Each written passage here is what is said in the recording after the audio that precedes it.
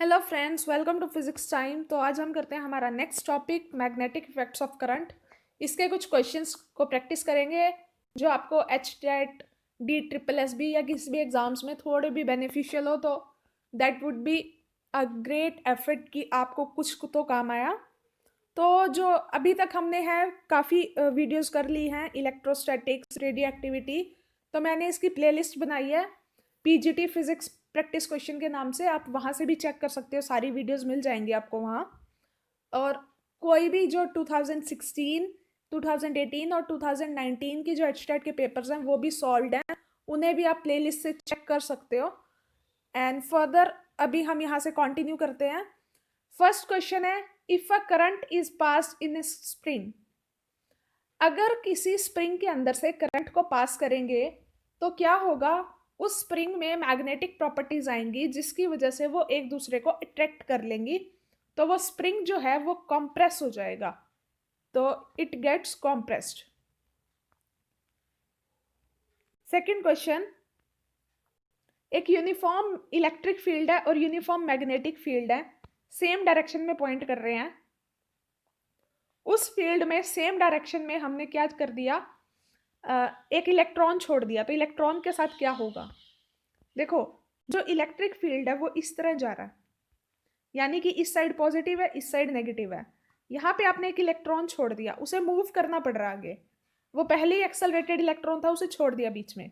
अब वो क्या होगा? उस पर पीछे की तरफ फोर्स लगेगी, ये रिपेल करेगा और ये अट्रैक्ट करेगा, जिसकी वजह से उसकी वेलोसिटी धीरे धीरे कम होती चली जाएगी, डी एक्सेलरेट होगा। तो वेलोसिटी क्या होगी? उसकी डिक्रीज होती चली जाएगी। थर्ड क्वेश्चन, हमें बोला है कि B1 जो है मैग्नेटिक फील्ड इंडक्शन है, कहा? On the axis of circular coil radius R।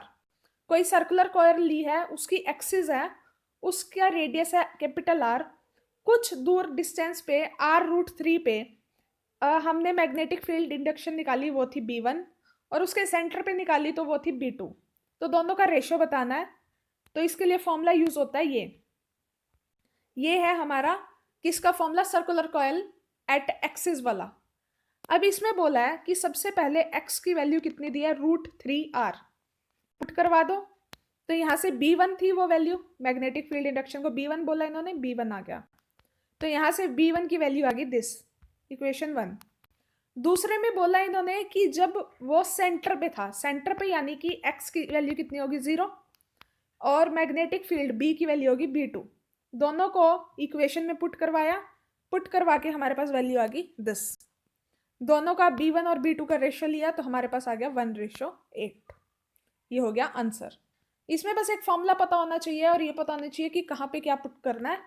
तो क्वेश्चन इजी था, मुश्किल नहीं था ज़्यादा। This is a important question. इसमें बोला है कि एक वायर है, उसको हमने रेगुलर हेक्सागन की शेप दे दी, जिसकी साइड 2 सेंटीमीटर है और उसमें करंट पास हो रहा है 2 एम्पियर का। तो उसके सेंटर पे हमें मैग्नेटिक फील्ड निकालना है। तो ड्रॉ कर लेते हैं एक हेक्सागन, 6 साइड होगी। अगर हमें एक साइड पे भी पता चल जाए कितना फील्ड दे रहा है एक साइड, तो 6 उसको 6 से मल्टीप्लाई कर दो, सिंपल है। हमने मान लिया AB एक कंडक्टर है स्ट्रेट, जो O पॉइंट पे जिसके थ्रू हमें क्या निकालना है? Magnetic field. तो यहां से ज्वाइन कर दिया। ये वो वाला टॉपिक से क्वेश्चन है जहां एक हम स्ट्रेट वायर लेते हैं और किसी पॉइंट पे हमें मैग्नेटिक फील्ड निकालना होता है, तो यहाँ पर 2 एंगल्स कंसीडर करवाते हैं, यहाँ पर वो वाला। अब यहाँ पर 2 एंगल्स बन गए। रेगुलर हेक्सागन है, इसका मतलब ये अगर A है तो ये भी A होगा और ये भी A होगा, ठीक है। और जो ये है इसको R मान लिया और R को निकाल दिया यहाँ से बाय पाइथागोरस थ्योरम, क्योंकि ये हो जाएगा A/2 और ये होगा A, तो उसको सॉल्व करके √3A/2 निकल गया। ये एंगल तीनों 60-60 डिग्री के होंगे। ये एंगल बाइसेक्टर हो गया, तो दोनों एंगल कितने हो गए? 30-30 के। इस पे फॉर्मूला कौन सा यूज होता है? फॉर्मूला यूज होगा μ0/4πI/r into sine theta plus sine theta, क्योंकि थीटा सेम है वैसे होता है ये formula sin φ1 plus sin φ2, but ये दोनों एंगल सेम है तो थीटा थीटा भी लिख सकते हो। तो यहाँ पर म्यू नॉट बाय 4 पाई, इसकी वैल्यू होती है 10⁻⁻⁷, आई की वैल्यू है 2, आर की वैल्यू है √3, ए मतलब 2 दिया हुआ है वो बाय 2, जो ये दिया हुआ है वो सेंटीमीटर में दिया हुआ है, मीटर में कन्वर्ट करने के लिए 100 लगा दिया। sin30 की वैल्यू होती है 1/2 1/2, इसको सॉल्व करेंगे आ गया ये तो एक साइड के लिए निकला ना मैग्नेटिक फील्ड। अगर हमें पूरे हेक्सागन के लिए निकालना है तो उसे 6 से मल्टीप्लाई कर दिया, 6 से मल्टीप्लाई करके आ गया this. So this is the answer. तो हमारा आंसर हो गया ये बी पार्ट। नेक्स्ट, इसमें मैग्नेटिज्म में जो एंगल ऑफ डिप, इक्वेटर और पोल वाले जो क्वेश्चंस आते हैं हॉरिजॉन्टल वर्टिकल कंपोनेंट के, उसके एक दो क्वेश्चंस हैं इसमें बोला है कि किसी सर्टेन प्लेस पे horizontal component of magnetic field जो 1/√3 है वर्टिकल कंपोनेंट के, तो एंगल ऑफ डिप निकालना है। इजी क्वेश्चन है और इस टाइप के क्वेश्चंस पूछ सकते हैं।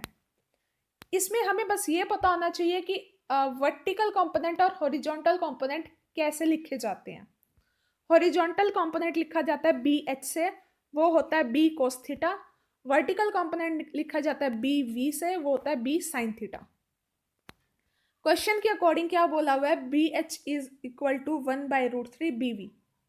तो यहाँ पर B cos theta B sin theta put कर दिया, B से B cancel, sin theta by cos theta is equal to √3।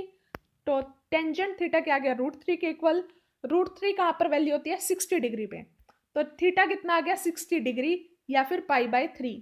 और जो ये थीटा होता है this is the angle of dip. तो यहाँ पर हमारा आंसर आ गया π/3। तो ये इजी क्वेश्चंस हैं, बस आपको पता होना चाहिए हॉरिजॉन्टल और वर्टिकल कंपोनेंट्स का रिलेशन क्या है। This is also important question. Susceptibility का क्वेश्चन भी आ जाता है, डाइलेक्ट्रिक कांस्टेंट या ससेप्टिबिलिटी वाले। इसमें बोला है कि रिलेटिव परमिएबिलिटी है किसी मीडियम की, वो है 0.075, तो उसकी मैग्नेटिक ससेप्टिबिलिटी निकालनी है। इन दोनों का एक डायरेक्ट रिलेशन होता है, वो होता है ये mu is equal to 1 + psi. हमें साई निकालना है, psi is equal to μ-1। Mu की वैल्यू दी हुई है तो ये आ गया ये। So this is the answer. Third question है, हमें लैटिट्यूड और एंगल ऑफ डिप में रिलेशन निकालना है। बोला है कि एक जगह पे जो लैटिट्यूड है वो 5 डिग्री है, तो एंगल ऑफ डिप कितने के आसपास होगा।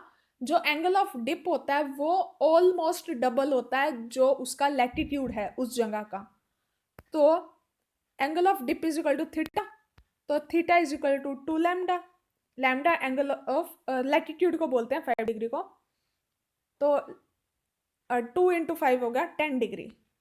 तो यहाँ पर जो थे बिल्कुल बेसिक फॉर्मूलाज लगे थे, बट वो बेसिक फॉर्मूलाज वाले क्वेश्चंस भी आते हैं अगर आप प्रीवियस ईयर पेपर्स चेक करोगे। तो यहाँ पर बहुत ज़्यादा कैलकुलेटिव नहीं आते क्वेश्चंस। जो मैग्नेटिज्म और मैग्नेटिक इफेक्ट्स ऑफ करंट है वहाँ पर या तो फॉर्मूला डिराइव करने आते हैं या basic direct formula based questions होते हैं। तो इनको करना आसान होता है अगर आपको फॉर्मूला याद हो, अदरवाइज कुछ थियोरेटिकल क्वेश्चंस भी होते हैं इसमें से। लेकिन जो आपके न्यूमेरिकल करवाए मैंने, इलेक्ट्रोस्टैट, रेडियो एक्टिविटी, ये सब थोड़े से कॉम्प्लेक्स क्वेश्चंस आते हैं। इसके बाद जितने आप लोगों ने टॉपिक्स बताए हैं मैं सोच रही हूँ कवर करने की, बट अभी पहले मैं सोच रही हूँ +2 का कवर कर ले, बिकॉज +2 वाले जो टॉपिक्स हैं वो थोड़े से कॉम्प्लिकेटेड हो जाते हैं और उनकी प्रैक्टिस छूट जाती है। तो आपको वीडियो अच्छी लगी हो तो प्लीज़ लाइक करना and do subscribe the channel. Thank you.